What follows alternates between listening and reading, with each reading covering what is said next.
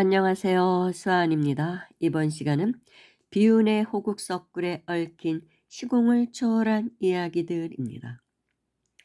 이 이야기 속에는 경봉선사와 홍범도 장군 그리고 제가 출연을 합니다. 또 다른 사람들도. 그런데 2003년도의 일입니다. 그때 당시 저는 새벽 기도를 빠뜨린 적이 거의 없었고, 그리고 낮에도 집에서도 가게에서도 늘 염불이나 다란이를 놓지 않았을 때입니다. 잠자리에 들어서도 꼭 염주를 들고 진원이든 염불이든 하다가 잠이 들곤 했을 때인데, 그러다 보니까 이 식이 맑아져서 그런지 제가 차원 세계를 넘나드는 그런 경험을 하게 됩니다. 특히 꿈에서 아주 신묘한 그런 시공을 초월한 그런 세계로 들어가는 꿈을 꿉니다. 그래서 2003년도 그해 어느 날 저는 묘한 꿈을 꾸게 됩니다. 꿈속에 저는 어느 다리를 건너가고 있었습니다. 그런데 그 다리의 이름은 만세교라고 쓰여 있었습니다. 그리고 다리를 건너니 앞에 산이 보였고, 산속으로 들어가니 아주 낡은 동굴이 나왔습니다. 오래된 동굴로 걸어 들어가던 저는 동굴 한 구석에서 먼지에 뒤덮인 낡은 상자 하나를 발견합니다. 그래서 먼지를 털며 상자를 열어보니 그 속에는 빛바랜 사진 한 장이 들어 있었습니다. 조선시대 민초들이 입었던 흰 무명 옷을 입은 젊은 사내 몇 명과 한 대여섯 명, 그리고 한 여인이 있었습니다. 젊은 여인이. 순간 그 여인의 얼굴이 제 눈 속으로 강하게 빨려 들어오면서 이 여자 내가 아는 여잔데, 이런 생각이 싹 스치더라고요. 그러면서 필름처럼 산에서 나무를 뜯고 풀뿌리를 캐고 있는 그 여인의 모습이 스쳐갔습니다. 그런 순간 알 수 없는 한기를 느끼면서 저는 무서운 생각이 들더라고요. 그래서 얼른 되돌아서 걸어 나오기 시작했습니다. 그런데 그때 뒤에서 무언가가 저를 막 잡아당기는 그런 느낌이 들더라고요. 못 가게. 그래 가지고 너무 무서워 가지고 지장보살, 지장보살, 지장보살 막 외우면서 동굴을 간신히 빠져나왔습니다, 염불의 힘으로. 그런데 그때 동굴 앞에서 웬 노랫소리가 들려왔습니다. 들어보니 3.1절 노래였어요. 선녀라 이 나라를 보소서, 동포야 이 나를 길이 빛내자. 이 노래 있잖아요. 3.1절 노래가 들려오더라고요. 그래서 이렇게 보니까 많은 학생들이 순국 선열을 위한 재단을 차리고 노래를 부르고 있었습니다. 그리고 저는 꿈에서 깨어났습니다. 아마도 그 사진 속의 젊은 남자들은 독립투사들이었던 것 같아요. 그리고 그 동굴에 숨어 살면서 독립운동을 했던 그 여인은 뒷바라지를 하였을 테고, 그렇다면 그 여인은 저와 어떤 인연이었을까요? 참 궁금하더라고요. 전생의 나였는지 아님 친인척 관계였는지 모르는 것이죠. 그거는. 아무튼 그들이 어떻게 죽었는지는 모르지만 그들의 혼이 그곳을 떠나지 못하고 있다는 것을 느꼈습니다. 지방령이 된 것이죠. 한 맺힌 영혼들이 그곳에 있었습니다. 그래서 꿈에 깨어나서 얼른 인터넷으로 만세교를 검색해 보았습니다. 그랬더니 만세교는 경기도 포천에 있는 것으로 나와 있습니다. 전국에서 유일하게 그곳만 만세교라는 다리가 있더라고요. 그렇지만 저는 그곳에 가서 동굴을 찾아볼 엄두를 내지는 못했습니다. 산을 헤매고 다녀야 되잖아요. 또 굳이 뭐 그러고 싶은 마음도 없었어요. 좀 무서운 생각도 들고. 그냥 아련한 아픔 같게 아픔 같은 게 느껴지면서 이제 서서히 기억 속에서 멀어져 갔었습니다. 근데 그로부터 4년이 흐른 2007년도, 그때 저는 우리 이제 순처사님을 스승으로 모시고 만나서 공부를 하고 있었을 때였습니다. 그런데 그 당시 이 손처사님의 제자 중 몇 사람이 묘한 꿈을 꿉니다. 거의 동시에 전국에 이쪽 저쪽에서 막 꿈을 꾸는 거예요. 그래서 전화가 왔겠죠. 그래서 "참 묘한 꿈이다." 하고 예 스승님께서 이 꿈을 종합해서 결론을 내렸는데, 그것은 바로 포천, 포천에 있는 금주산 금룡사라는 것을 알게 됩니다. "어느 동굴에 사부님이 계시더라. 또 그곳이 금계 포란영의 명당짜리더라." 뭐 이런 얘기가 막 이렇게 들려온 거예요. 그래서 찾아보니 여러 가지 이제 상황으로 보니까 이제 포천 금룡사였습니다. 그래서 저와 이제 스승님도 올라오시고, 그래서 도반들과 차 한 대를 갖고 즉시 달려갔습니다, 그곳으로. 너무 신기하잖아요. 그래서 달려갔거든요. 그랬는데 그 다리가, 포천으로 가는 그 다리에 가까울수록 까맣게 잊고 있었던 기억이 재생되기 시작했습니다. 그 절을 가기 위해 다리를 건너는데 그 다리의 이름이 만세교더라고요. 제가 꿈에서 봤던 그 다리였습니다. 그 소름이 쫙 돋죠.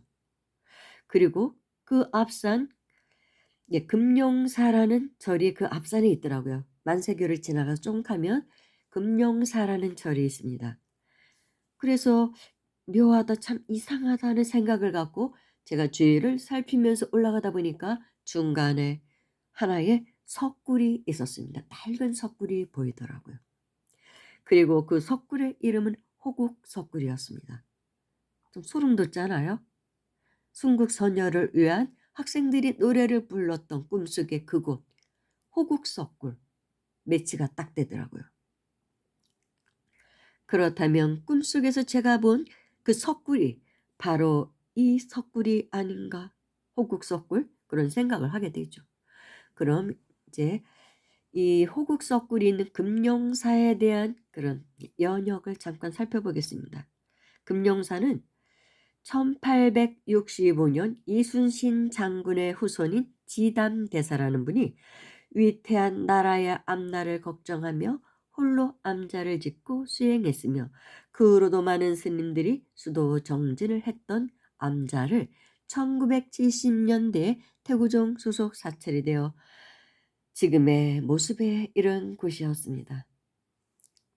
우리가 갔을 때는 이제 태구종 소속의 사찰이었습니다. 그런데 호국석굴은 원래 자연석굴이었다고 합니다. 그런데 이 태구종 스님께서 그 공사를 하여 늘린 것으로 나와 있습니다. 그리고 지담대사, 애초에 처음으로 그 사찰을 설립한, 작은 암자를 짓고 수행했던 지담대사의 상자 스님이 바로 요즘 우리나라를 시끄럽게 달구었던 홍범도 장군이라고 나와 있더라고요. 정말 너무나 놀라운 일이죠. 제가 어제 이 방송을 하기 위해서 다시 한번 금룡사에 대해서 검색을 해 보니까 이 자료가 나오더라고요. 홍범도 장군이 바로 그 자리에서 수행을 했던 독립운동가였던 거예요. 그러니까 호국의 기운이 서려 있는 것이죠. 애초에 지담대서도 나라를 위해서 기도를 한 암자고, 또 그분의 상자였던 홍범도 장군도 그곳에서 기도를 했겠죠. 그런데 홍범도 장군은 이제 그 후에 한일 합방이 된 후에 만주를 가서 독립운동을 한 사람이죠. 사실 상당히 훌륭한 분인데 어쩌다가 요즘 비극을 맞고 있습니다. 비운의 호국석굴과 같은 운명을 맞고 있는 것이죠. 참 마음 아픈 이야기입니다. 그런데 경봉선사하고의 또 인연이 이절하고도 있습니다. 아주 깊은. 근데 경봉선사에 대한 이야기를 하기 전에 이 그러니까 태구종 스님이 이 절을 그러니까 중창불사를 한 배경이 있습니다. 그분이 판사였더라고요 원래. 판사였는데 딸아이 하나가 있는데 소아마비였다고 합니다. 그래서 그때 당시에 그 판사님의 부인 되시는 분이 신심이 두터워서 아마 그 지담대사가 창궐한 그 암자가 굉장히 영험하다고 소문이 났었었나 봅니다. 그래서 그 암자에 가서 기도를 한 거예요, 아이를 얻고. 그래서 어느 날은 그 아이를 그 암자 법당에다 앉혀 놓고 자신은 그 계곡이 있습니다, 거기도. 가는 계곡이 있어요, 좁은. 그래서 계곡물에다가 빨래를 하고 있었대요, 계곡물에서. 관세음보살을 염불하면서. 그런데 갑자기 땅이 쩡 하고 이렇게 갈라지는 정말 엄청난 그런 소리가 들리더래요. 천지가 뒤집히는 것 같고. 그래서 깜짝 놀라 가지고 우리 딸에게 "무슨 일이 있나?" 하고 막 뛰어 올라간 거예요. 뛰어 올라가 봤더니 딸은 멀쩡한데 이 딸이 소아마비라 예 잘 서지도 못했던 아이라고 합니다. 근데 딱 서 있더래요. 서 있고 걷더랍니다. 기적이 일어난 것이죠. 그래서 너무 놀라 가지고 딸아이한테 "이게 어떻게 된 거냐?" 했더니 그 딸아이가 어린 딸아이가 하는 말이 "엄마 내가 관세음보살 옆에서" 그냥 뭐 기도를 했나 봐요 그 어린아이가 "관세음보살, 관세음보살." 하면서. 그랬더니 어떤 예쁘게 생긴 하얀 옷을 입고 예쁘게 생긴 아줌마가 나타나서 나보고 "얘야 아가야 다리야 많이 아프지?" 그러면서 그 다리를 만져 주시더래요. "내가 이 다리 낫게 해 줄게." 그러면서 그 아이의 소아마비 걸린 그 다리를 이렇게 만져 주시더랍니다. 그러고 나서 기적처럼 소아마비가 치료가 된 것입니다. 관세음보살이 놔두신 것이죠. 그런 기적이 일어난 거예요. 그때 당시에는 소아마비를 못 고쳤던 때고 우리 어렸을 때만 해도 이 소아마비 아이들이 많았습니다, 동네에서. 많이 볼 수가 있었어요. 지금은 거의 뭐 예방 접종을 하니까 못 보지만. 그래서 이 판사님 부부는 엄청나게 인제 뭐 신심이 엄청나게 쏟죠.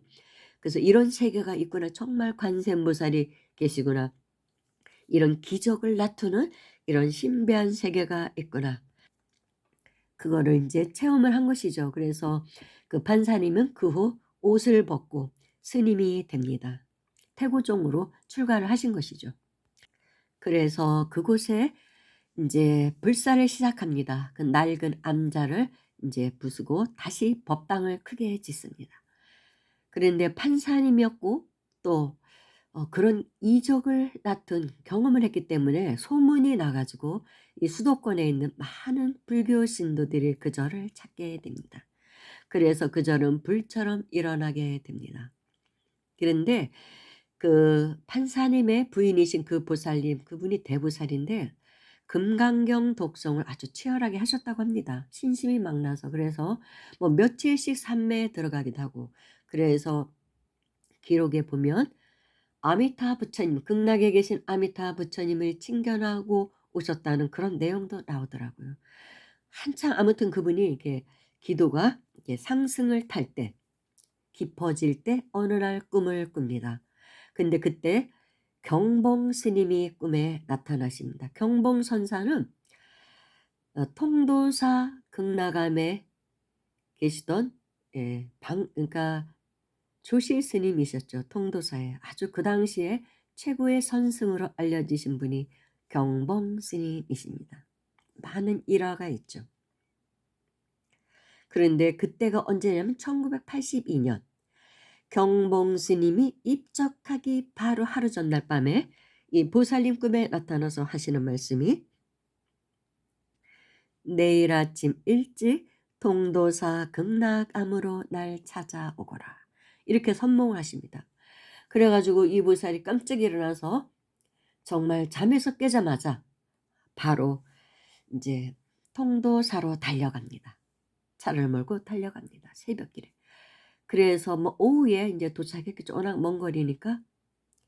도착해서 도량에 다다르자 경봉 스님의 상자 되시는 스님이 방문을 열더니 "큰 스님께서 기다리십니다. 어서 들어오십시오." 하시더래요. 그 바로 전에 경봉 선사께서 그 상자 스님에게 지금 마당의 포천 금룡사에서 온 보살이 와 있을 것이니 들여보내라 하셨다고 합니다. 참 시공을 초월한 이런 세계가 너무 신비롭고 재미있죠. 경봉선사의 법력이 어마어마했다는 것이죠.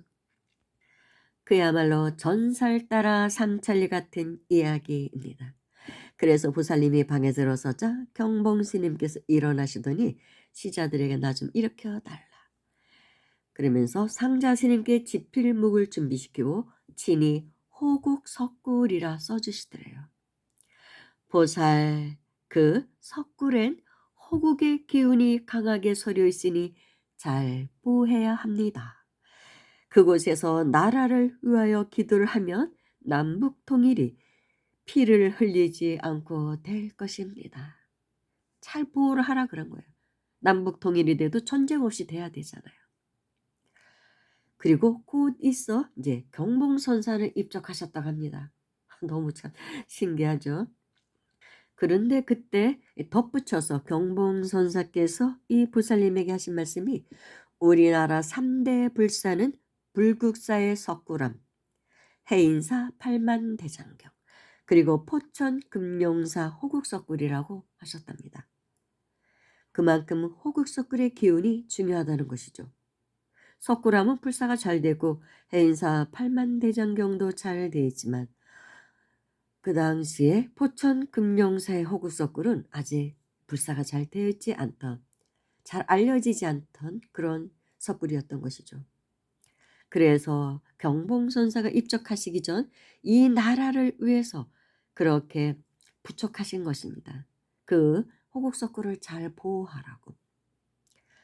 그리고 우리나라 최고의 기도처는 남해 보리암이니 경봉선사께서 그 보살님 보고 가는 길에 꼭 남해 보리암에 들려서 3-7일 기도를 하고 가라고 했대요. 불사 발언 기도를. 근데 정말 뭐 그렇게 하셨는지는 거기에 대한 자료는 나오고 있지 않아서 모르겠습니다. 거기서 3-7일 기도를 했는지는 제가 뭐 그 보살님 얼굴은 봤어요. 그 절에 갔을 때. 그렇지만 뭐 그런 거 물어보지는 않았으니까요. 그래서 경봉 스님의 친피를 받아들고 금룡사로 돌아온 보살님은 스님의 유지를 받들어서 경봉 스님의 친피를 철판에 복원시켜 팻말을 달아놨는데, 예, 그것이 바로 우리나라 지도 모양의 팻말, 그리고 호국석굴이라고 쓰여 있습니다. 그럼 이제는 호국석굴의 모습을 보여드리겠습니다. 화면에 보면 나오죠. 호국석굴이라고 써 있습니다. 우리나라의 지도 모양으로 된 철판에. 그리고 문이 있죠. 정말 좀 초라하죠. 너무 봐도. 뭐 석굴암 같은 건 비교하고 안 되죠. 근데 굉장히 초라해요. 그런데 그 안에 들어가면 이렇게 법당이 조성되어 있습니다. 그런데 이 사진은 제가 어제 어느 사람이 최근에 이곳에 가서 찍어온 사진을 제가 올린 거라 그랬지, 2007년도 우리들이 갔을 당시는 너무나 초라했어요. 뭐 등도 안 달려 있고 초도 없고 그냥 가운데 아미타 부처님 한 분만 모셔져 있었습니다. 그것도 막 습기가 차가서 얼룩진 눈물을 슬프게 울고 있는 부처님의 모습이었어요. 그래서 우리들 가슴을 아프게 했던 그런 부처님의 형상이었습니다. 그런데 지금은 이렇게 관세음보살님도 계시고 지장보살도 계시고 뭐 또 미륵불도 계시고 이렇게 초도 많이 켜고 이렇게 되어 있네요. 현재의 금룡사의 전경입니다. 이렇게 꾸불텅꾸불텅 이렇게 올라가는 용이 승천하는 모습을 하고 있는 게 금룡사예요. 요사체는 맨 밑에 있고 위에는 법당과 이렇게 올라가는 길이 있습니다. 호국석굴이 중간쯤에 있는 것입니다. 그리고 정상에는 이렇게 미륵부처님이 계십니다. 서 계십니다. 정상에. 그리고 포천 시내가 다 내다 보입니다. 전망도 너무너무 좋아요. 그러면 왜 이 호국석굴이 비운의 호국석굴이라고 하느냐?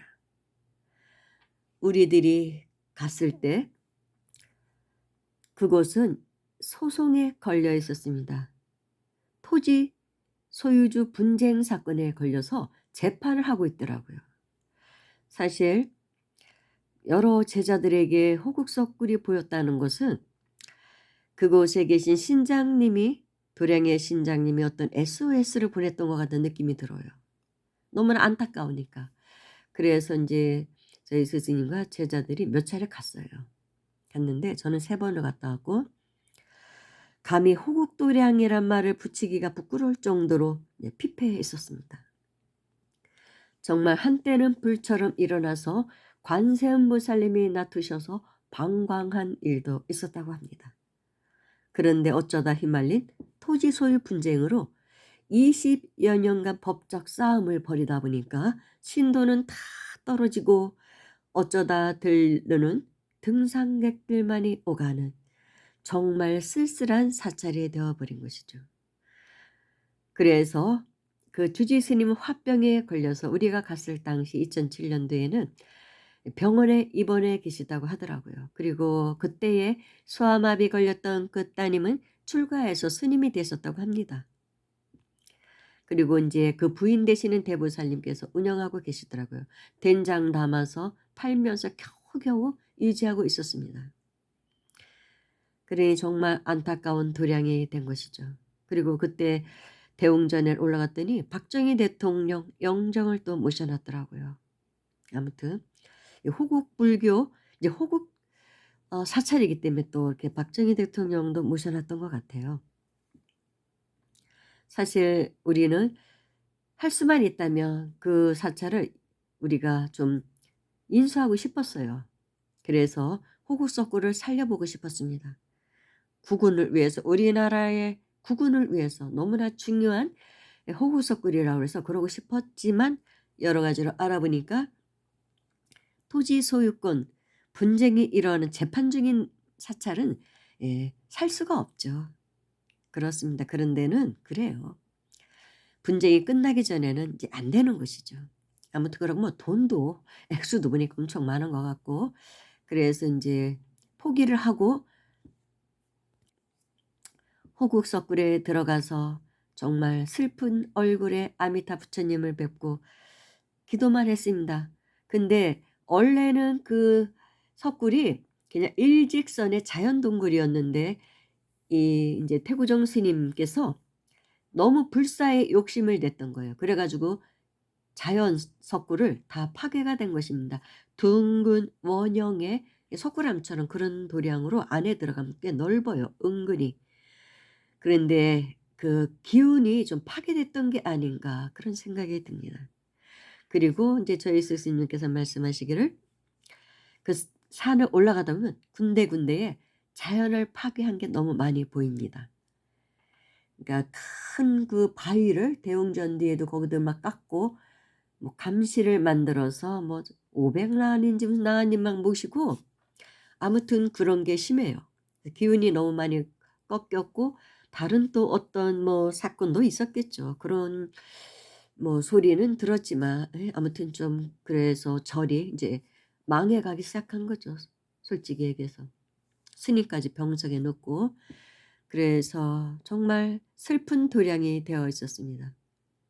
그래서 우리는, 저도 물론 내가 전생에 여기서 독립운동하다가 여기서 굶어 죽었나, 어떻게 병으로 죽었나, 뭐 이런 생각하면서 정말 애잔한 마음으로 독립투사들의 혼을 달래는 그런 기도를 3번 가서 하고 왔습니다. 그래서 마지막 날은 너무 불쌍해서, 그 도량이 너무 불쌍한 거예요. 그래서 떡을 한 말 해 가지고 도반들하고 머리에 이고 계단으로 올라가야 되니까요, 대웅전에 가려면.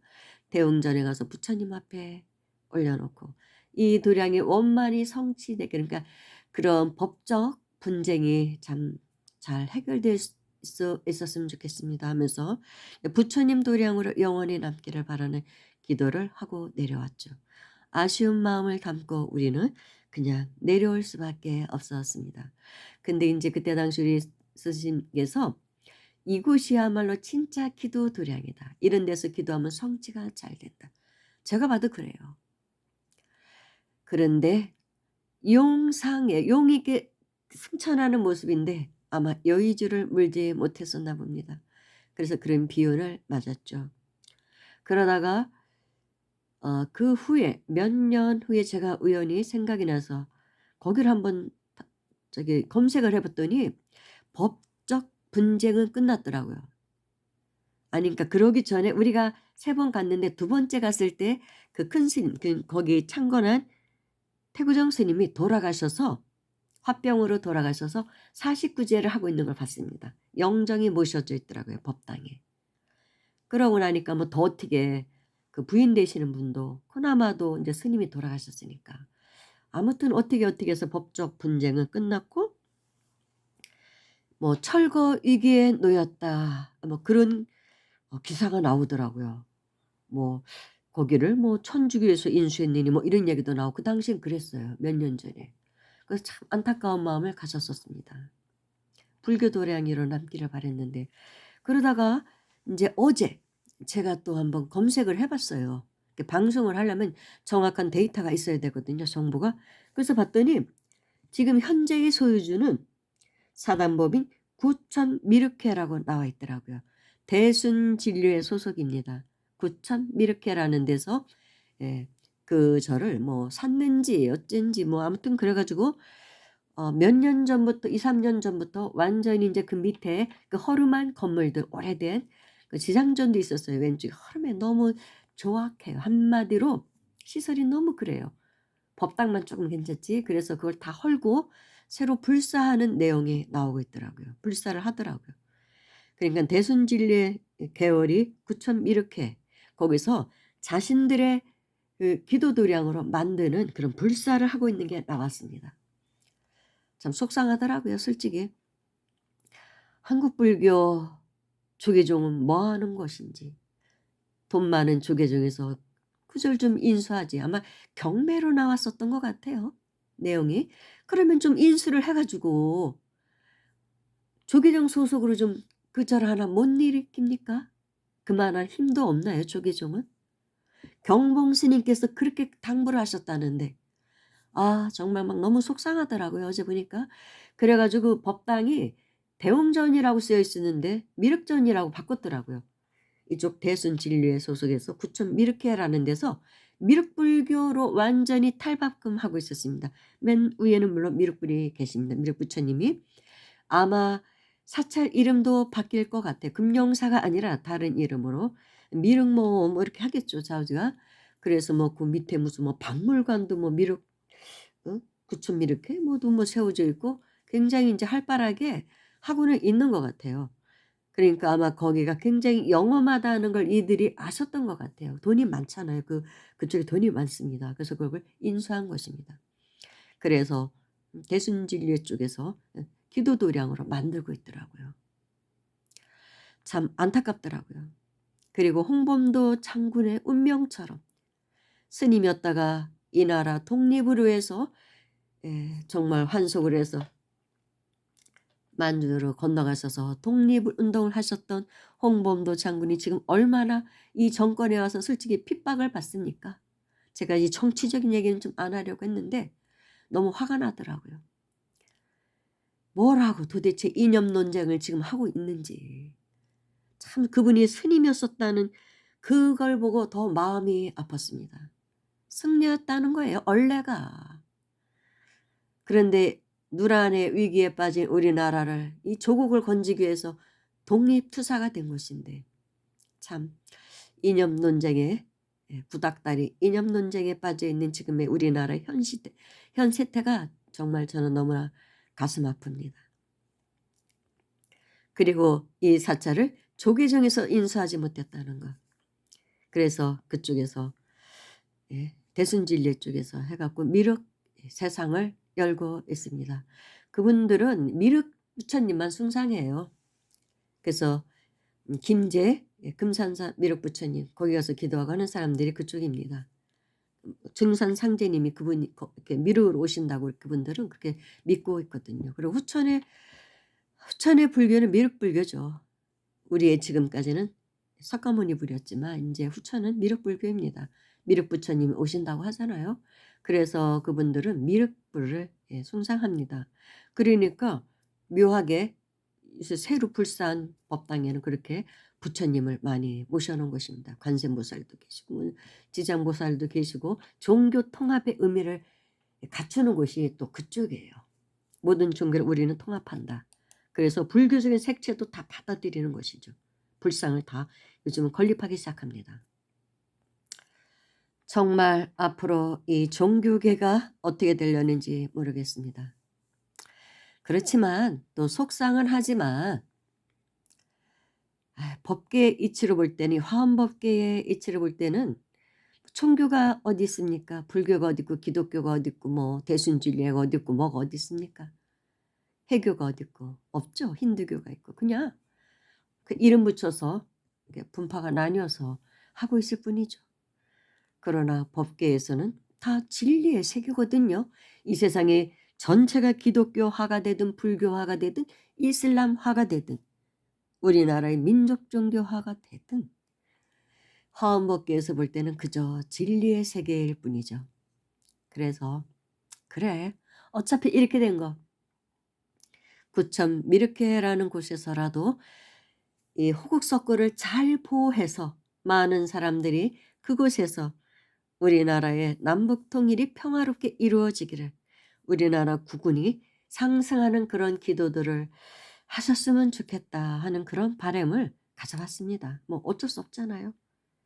지금 보니 이렇게 등도 달았고 그래도 그 호국석굴안이 많이 인제 기운이 좋아진 것 같아요. 부처님도 다 여러 분 모시고 초도 키고 뭐 나쁜 거라고는 볼 수 없죠. 그 불교만이 전부는 아니고 불교만이 최고도 아니니까요. 예 그래서 그냥 제가 어제 보면서 좀 씁쓸하나 마음을 달랬습니다.